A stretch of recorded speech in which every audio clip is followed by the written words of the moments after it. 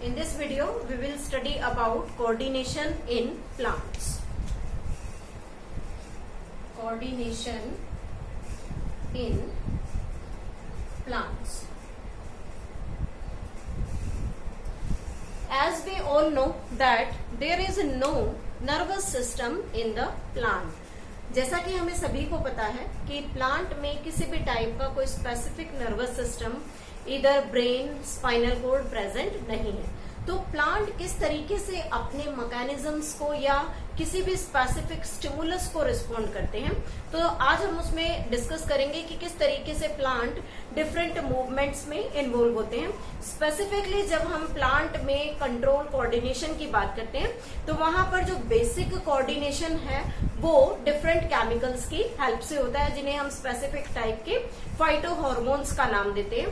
तो यहाँ पर किसी भी प्लांट पार्ट में होने वाला जो मूवमेंट है that is due to the chemical coordination in plant body because the plant do not have any type of nervous system in their body. जब हम बात करते हैं प्लांट में डिफरेंट मूवमेंट्स के बारे में, तो सबसे पहले हम देखते हैं कि प्लांट का सनलाइट की तरफ मूव करना, प्लांट की रूट्स का वाटर की तरफ मूव करना, प्लांट की रूट्स का अंडरग्राउंड हो जाना, इस तरीके की जो मूवमेंट्स हैं वो सारे मूवमेंट्स प्लांट में एक कर्वेचर मूवमेंट को शो करते हैं। तो सबसे पहले बात करते हैं कर्वेचर मूवमेंट के बारे में।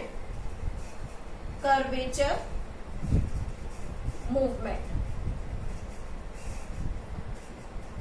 Curvature movement means the orientation or of the plant, or you can say the movement of plant, the change observed in the plant orientation in respect to the others is known as the curvature movement. A change observed in orientation of plant part in response to other is known as curvature movement. और जब हम इन curvature movement की study करते हैं तो plant कब किसी भी स्पेसिफिक कर्वेचर मूवमेंट को स्टार्ट करता है, that is due to the specific type of the stimulus. Means plant जब कोई स्पेसिफिक स्टिमुलस फील करता है किसी भी चेंज इन एक्सटर्नल एनवायरनमेंट से, तो वो उस स्टिमुलस के अकॉर्डिंग रिस्पॉन्ड करेगा। तो स्टिमुलस क्या होगा? Any change in external environment causing specific movement in plant part. किसी भी स्पेसिफिक प्लांट पार्ट में कोई स्पेसिफिक चेंज होने की वजह से जो मूवमेंट होगा और उस स्पेसिफिक चेंज को हम यहाँ क्या कहेंगे? स्टिमुलस कहेंगे। और इसी स्टिमुलस के साथ प्लांट क्या करता है? रिस्पॉन्स देता है। तो रिस्पॉन्स स्पेसिफिकली हम किसे कहेंगे? Response is the reaction of the plant to the stimulus. Reaction of the plant to the stimulus. Plant का किसी भी स्पेसिफिक स्टिमुलस के लिए रिस्पॉन्स देना, उसके लिए रिएक्ट करना क्या कहलाता है? रिस्पॉन्स कहलाता है। फिर हम इस रिस्पॉन्स को दो ग्रुप में डिवाइड कर देते हैं। One is the positive response and one is the negative response. अब ये पॉजिटिव और नेगेटिव रिस्पॉन्स क्या है? पॉजिटिव रिस्पॉन्स मीन्स अगर प्लांट पार्ट की रिएक्शन स्टिमुलस के डायरेक्शन में हो तो उसे हम क्या कहेंगे? Positive response.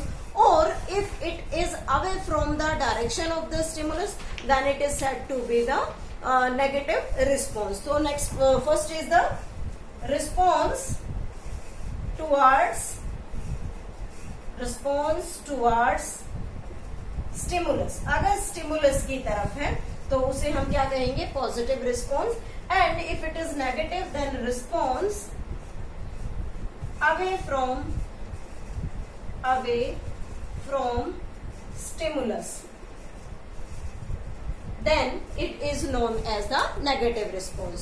तो अब हम करते हैं कि एक फ्लो चार्ट की किस तरीके का कर्वेचर मूवमेंट या प्लांट स्पेसिफिक टाइप की मूवमेंट्स को शो करता है। First of all, movement in plants. These movements in plants grouped into two categories. First is known as growth dependent movement,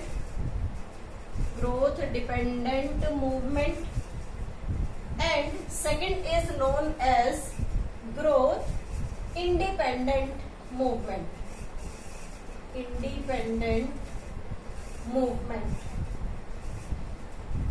Again, these growth dependent movement further classified into two categories. First is known as induced or paratonic movement, and second is known as the autonomic movement. Means growth dependent movement further classified into two categories: induced or paratonic movement and autonomic movement. Again, these induced or paratonic movement further classified into two groups. One is known as the tropic movement. These tropic movements are also known as directional movement, and the nastic movement are also known as non-directional movement. Later we will discuss about all these types of movement in detail. Now, the tropic movement again classified into 5 different groups, and this nastic movement is also classified into different groups. So first tropic movement is phototropic movement. Second one is hydrotropic movement. Third is geotropic movement.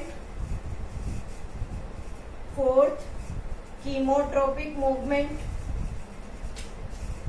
Fifth is thigmotropic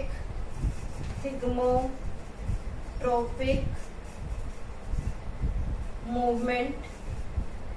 And in the nastic movement there are of 3 types: seismonastic movement,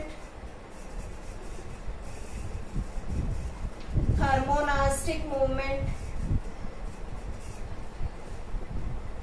and photonastic movement. These are the classification or the different types of the movement shown by the plant body. This growth dependent movement, what are these? It is due to unequal growth in different part of an organ